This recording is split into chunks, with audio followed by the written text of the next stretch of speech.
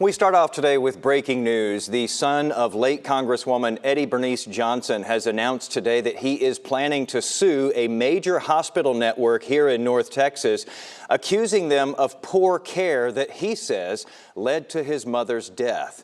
The longtime Congresswoman had served the state for decades. She died on Sunday at the age of 89, and her death certificate says she died of an infection.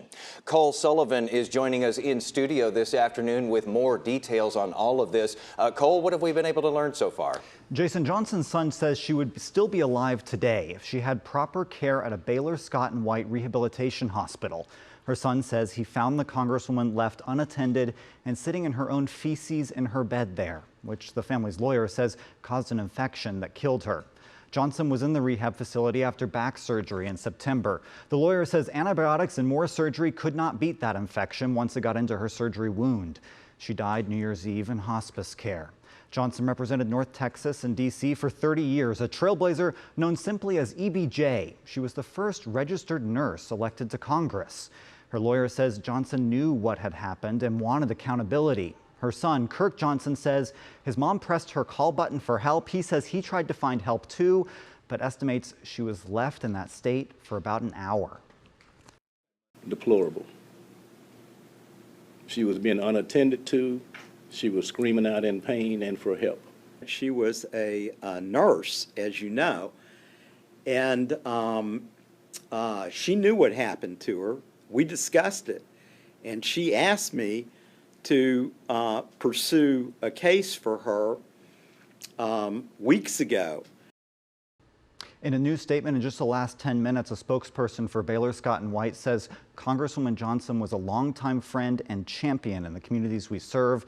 She is an inspiration to all. They say they're working with the family's lawyer. The family has not sued yet, and the lawyer says they hope to work it out so they don't have to. In addition to damages, he mentioned possibly creating a foundation in the Congresswoman's name dedicated to issues she spent her life fighting for. Jason.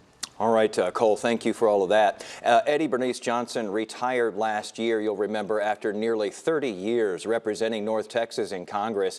She was the first black woman elected to any seat in Dallas and was the third Texas woman to represent the state in the U.S. House.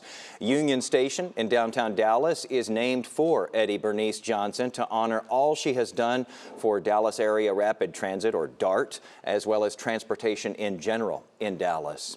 Johnson is going to be lying in state next Monday as part of a public viewing at the Hall of State at Fair Park. That'll be followed by a wake service later on that night. And then on Tuesday morning, Pastor Brian Carter is going to lead a funeral service at Concord Church. On Wednesday, there will be a graveside service in Austin, and Johnson will then be buried at the Texas State Cemetery.